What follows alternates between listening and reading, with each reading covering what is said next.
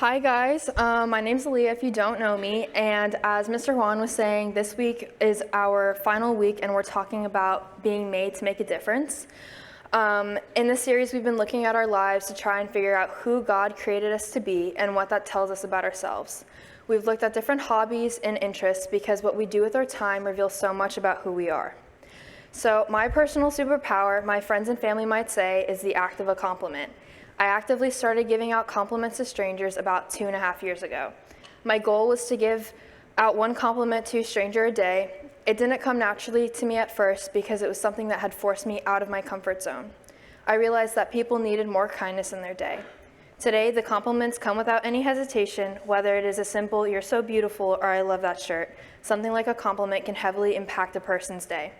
That is just one way that I've found to make a difference in other people's lives, and I hope that you guys can find something suited to you in your personality to positively impact another person. If you feel like you haven't found your personal superpower yet, trust me, it's out there. Trying to find it can be scary because there are countless risks with stepping out of your comfort zone. What if you fail? What if your friends make fun of you for trying something they think is silly? What if the people who are already into that hobby think you're fake?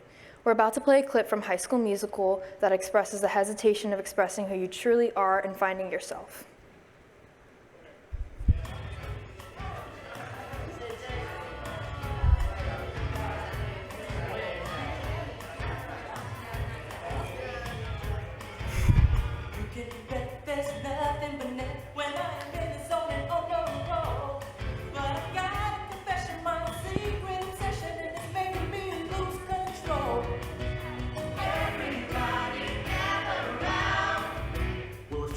Secret than I can tell mine.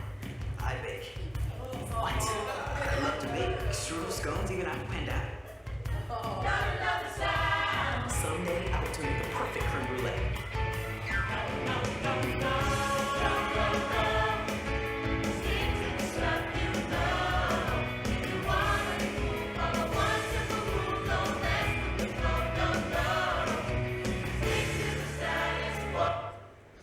So, as you saw in the scene, this was sticking to the status quo, or what is considered cool, and that may be something that you are familiar with. Sticking to the status quo can also refer to what everyone else does, and therefore reflecting being comfortable with familiarity. Our fear of what people will think of us or how successful we can be might stop us from trying new things. This is true with hobbies, sports, and classes. But what if we can do more than we or anyone else ever thought we could? Let's take a look at the book of Matthew, which tells us about Jesus' life, what he loved, what his interests were, and how he spent his time.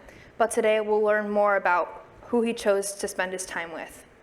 So this scripture is Matthew chapter 4, verse 18 through 22. As Jesus was walking beside the Sea of Galilee, he saw two brothers, Simon called Peter and his brother Andrew. They were casting a net into the lake, for they were fishermen. "Come, follow me," Jesus said, "and I will send you out to fish for the people." At once they left their nets and followed him. Going on from there, he saw two other brothers, Zebedee and his brother John.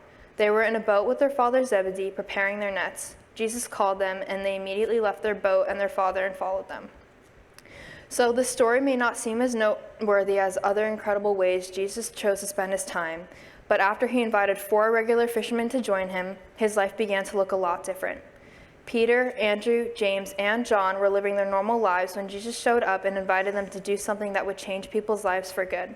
On paper, nothing made them particularly special or well-equipped to help Jesus on his journey. They didn't just follow Jesus because he was God. After all, they didn't know about that yet. They followed him because of what he asked them to do. Jesus said, "I will send you out to fish for people." So they either thought this was an upgrade from regular fishing, or they had faith in the mission that they were called to do. They heard Jesus' desire to gather people and intended in doing the same. Maybe some of them had always wanted to help people.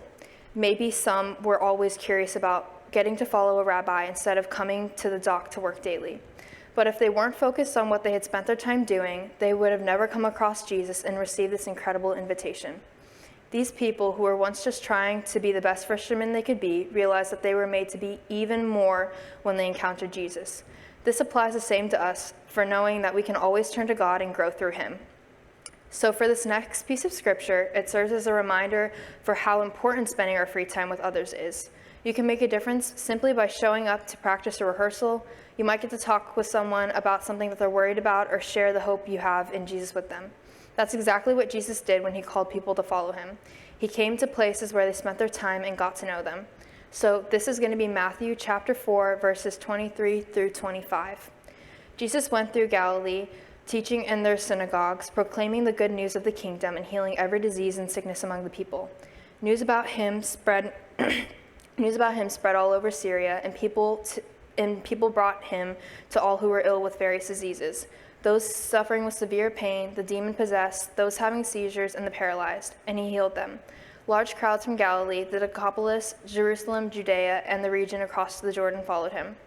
Jesus took his followers along for some incredible adventures. His followers were invited to witness and partake in the good Jesus was doing in the world.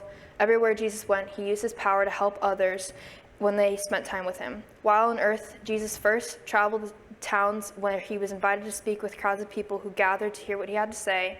He healed people of their diseases and ailments, took away the pain of people who were suffering, and lastly, healed people from demon possession. The Bible tells us that Jesus was God. He could do things that nobody else could. Wherever he went, Jesus used his power to help people, improve their lives, and leave every community better off than it was when he arrived. This shows that through his stories and through the followers that followed him, you don't have to be extraordinary to spread God's word and to leave a positive mark on others throughout your life. There's an additional piece of scripture that had called to me especially when I was putting together this sermon. It's Ephesians chapter 2, verse 10. For we are his workmanship, created in Jesus Christ for good works, which God prepared beforehand that we should walk in them. When Jesus saw his followers, he knew their flaws, weaknesses, and everything they didn't have. And when they were drawn to him because he could uncover something they couldn't, their potential. We can become afraid of trying to make a difference in the world or our own lives, but sometimes taking a chance to do something big can help us discover what we bring to the table. To start turning inwards to yourself with a reliance on God and his opinions is the first step to better evaluate how your gifts can be used to better others. I've always believed that if you cannot help yourself, how are you supposed to help others? My lacrosse coach phrases it best, how are you getting better for the teammate next to you? And aren't we all teammates together in life, all trying to work together to make a difference and live fully? So growing up, I have always loved Sudoku and puzzles, so much so that I ended up writing a response for one of my college essays on it. I looked deeper into careers and became very intrigued with something in the criminal justice aspect. I found a strength and something that I loved doing, and I found a way to apply it to help others and make a difference. It was something that I have prayed over the course of many years in search of what my strengths were and how I could help people. And I am not the only person that Jesus has led in the course of history. In Acts chapter 9, verses 36 through 42, it explains how after Jesus left earth, his followers found themselves leading a movement in different cities around the world. As these fishermen helped establish churches and groups of Jesus' followers in different towns, new leaders would help. One of those leaders was an amazing woman named Tabitha. The author of Acts didn't tell us much about Tabitha, besides that she lived in a town called Joppa. What we might lack in background information is what we learn when we watch how people respond when her story takes a turn. So here are the verses. In Joppa, there was a disciple named Tabitha. In Greek, her name was Dorcas. She was always doing good and helping the poor. About the time she became sick and died, and her body was washed and placed in an upstairs room. Lydia was near Joppa, so when the disciple heard that Peter was in Lydia, they sent 2 men to him and urged him, "Please come at once." Peter went with them, and when he arrived, he was taken upstairs to the room. All the windows stood still around him, crying and showing the robes and other clothing that Dorcas had made when she was still with them. Peter sent them all out of the room, and then he got down on his knees and prayed. Turning towards the dead woman, he said, "Tabitha, get up." She opened her eyes, and seeing Peter, she sat up. He took her by the hand and helped her to her feet. Then he called for the believers, especially the widows, and presented her to them alive.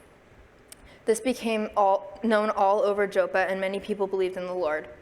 The ending of the story, where Peter, the former fisherman, was able to pray and ask God to bring Tabitha back to life, is truly amazing.